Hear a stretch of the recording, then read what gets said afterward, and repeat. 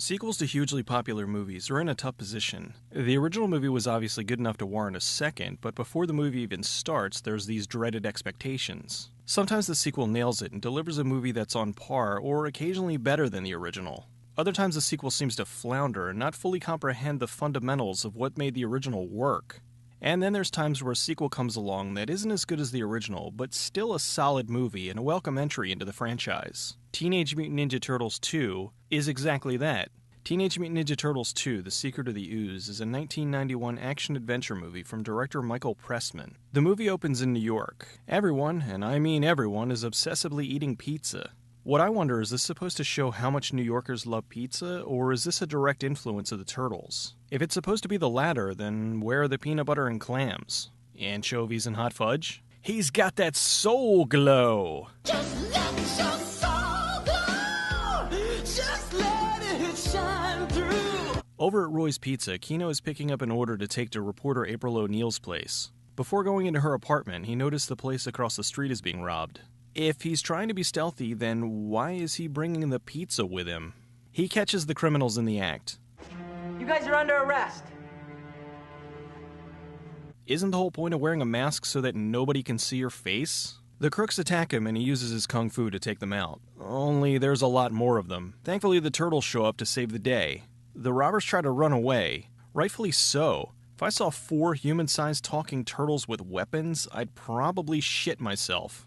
Although they aren't even using their weapons, they're using whatever's lying around. They dump Kino into a trash can. All those martial arts skills and he can't figure out how to tip over a trash can? Alright, Leo's got his swords out, but he's not using them. This place is lit up pretty well for somewhere that's supposed to be closed. Kino calls the police and the turtles tie up the bad guys. Across the street at April's apartment building, movie cliche number 23. All grocery shopping bags must contain at least 1 loaf of French bread. Now that the Foot Clan knows where the turtles are hiding, they've been living with April. Didn't her apartment burn down in the first movie? Hi, little chef. At the end of the first movie, the Shredder was crushed in a garbage truck, so we cut to a trash dump to see that he's still alive and probably doesn't smell too good. Wait. So after a major crime scene, the police just left the body of Shredder in the garbage? Too much paperwork, I guess. The remainder of the Foot Clan have taken up residence in the local junkyard. With Shredder gone, Tatsu is announcing that he's the new leader. I, Tatsu, now lead. Let any who challenge step forward. I challenge. Well, that didn't take long. Now that Shredder's back, he wants revenge. And a shower. April's covering a news story about a toxic waste cleanup. For the best reporter in New York, her delivery stinks. Joining me on the final day of their cleanup efforts is Techno Global Research Industries spokesman, Professor Jordan Perry. Professor Perry is explaining how his company, TGRI, are cleaning up all the waste across the city. So, tons of toxic waste cleanup and no hazmat suits? Just some jumpsuits, hard hats, and a few rolls of caution tape? One of April's co-workers finds some mutated flowers. Dandelions. Oh man, if it did this to the dandelions, imagine what it's going to do to my junk. It turns out the kid is actually a member of the Foot Clan. He takes the flower to Shredder. Tatsu, gather your best men. You have a mission tonight. Pick me a giant bouquet of flowers. Back at April's apartment, the guys are cleaning it up. Where's Splinter? He's been up on the roof ever since he saw your report. Really? Doing what? Coming. Splinter must have really liked that report. Splinter explains that the toxic waste being cleaned up is the same stuff that transformed them. He wants them to investigate TGRI to find out more about the Ooze, and so the Foot doesn't get their hands on it.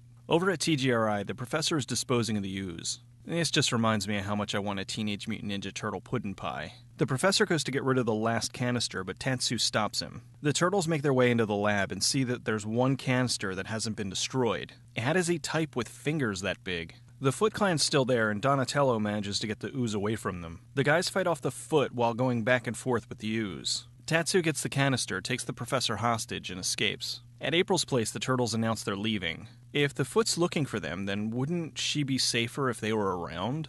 Kino shows up to deliver a pizza and discovers the turtles. Splinter explains who they are to Kino. Shredder uses the ooze on 2 animals. He's got an entire canister of ooze, why not build an army? The turtles head into the sewer looking for a new place to stay. They find an abandoned subway station, and as luck, coincidence, plot convenience would have it, the power works. In the newsroom, April gets a phone call. He sounds pretty insistent. Says his name's Donnie. Listen, you can tell Donnie that she's busy with her news manager right now and that she can't. Donnie?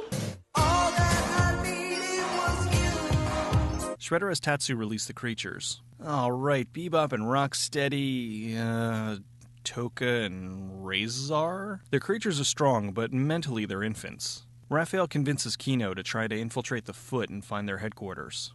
If this is supposed to be a fight to prove they're strong enough to join the Foot, then why are they wearing sparring gear? They bring Kino back to the junkyard, but he gets caught with Raphael. Kino escapes to go tell the rest of the guys. Run home, Kino. Run as fast as you can.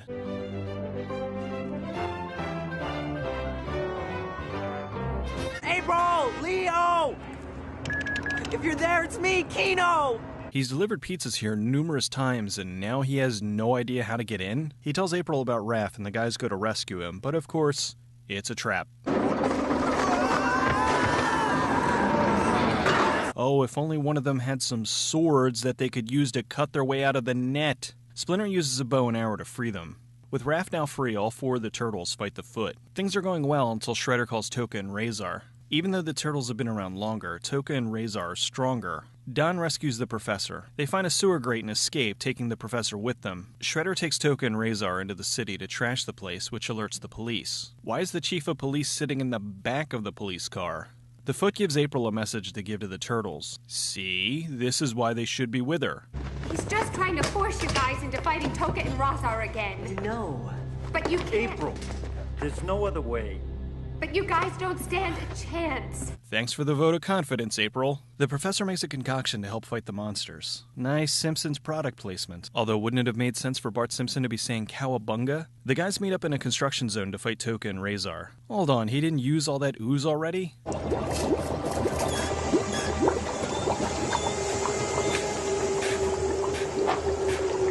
They give the monsters donuts filled with the anti-mutagen, and then they get into a big brawl. The fight extends into a club where we see Vanilla Ice. This just upgraded to awesome.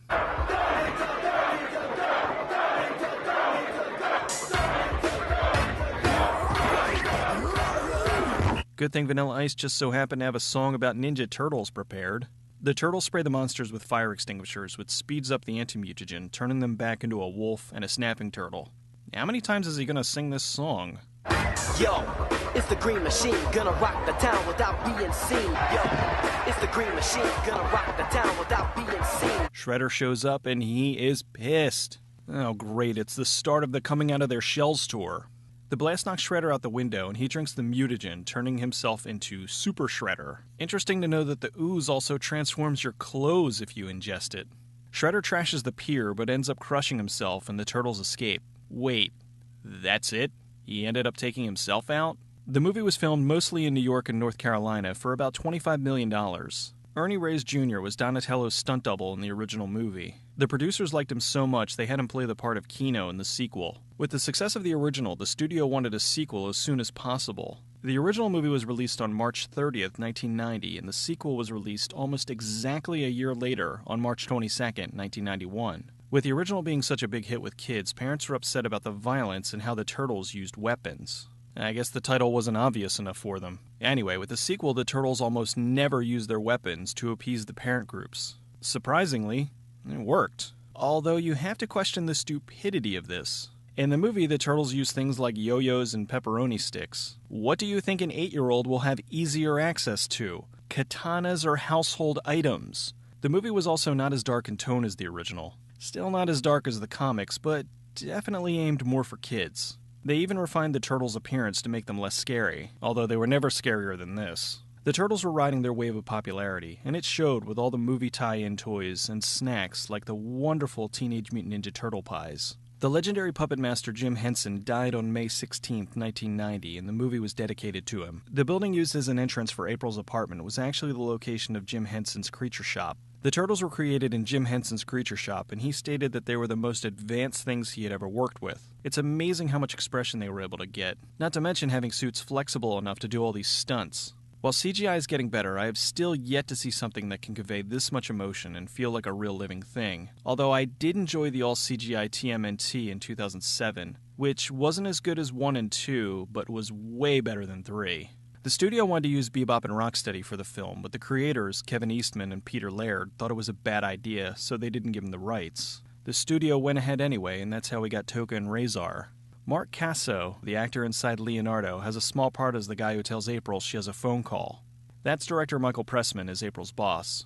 The gigantic wrestler Kevin Nash played the brief role of the Super Shredder. This was his first acting gig, unless you count wrestling. The original movie had Judith Hoag playing April O'Neil, but she was replaced for this and Part 3 by the much better Paige Turco. In an odd coincidence, Paige Turco and Judith Hoag both went to the same high school, Walnut Hills School for the Arts. Classic actor David Warner played the professor. Awesome voice actor Frank Welker did the voices of both Toka and Razor. A young Michael Jai White had an uncredited part in the beginning as one of the kids trying to get into the foot. There was talk of an original ending having the professor being a robot controlled by a Utrom, much like Krang. You can even see what looks like a brain in the TGRI lab in the beginning. I was sad that Casey Jones didn't return for this one, but he did come back for Part 3, and, well, I really wish Part 3 was good. Even though The Secret of the Ooze is a lighter movie and aimed more at a kid audience, I still loved it. Overall, this is a solid follow-up to a classic movie. They did manage to tackle a more emotional subject and showed how much the Turtles wanted to know where they came from. With the increased budget, they had over $10 million more than the first movie, so they were able to get some amazing facial movements out of the puppets. This was done exceptionally well when Donatello was lamenting the fact that they were created more or less by accident. And Splinter just looks incredible. They gave him more screen time, and it was totally worth it. This movie kicks ass. The humor, the amazing animatronics, the fight choreography, ninja rap, all still shine as bright as they did nearly 2 decades ago. My biggest gripe is the ending with Super Shredder was incredibly anticlimactic.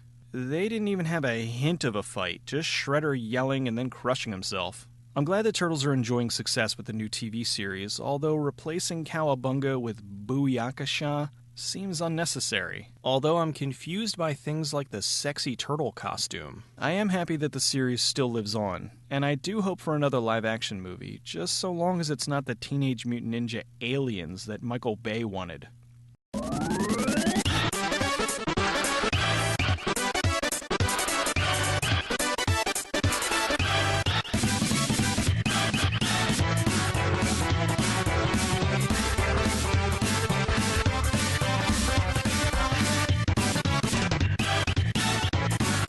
Go, Ninja, go, Ninja, go! I made another funny! Some animals are knocking down the telephone poles. What do we do if they come over here? Let them get their own cab. April's doing a news report and meets the Turtles' biggest fan. I like turtles.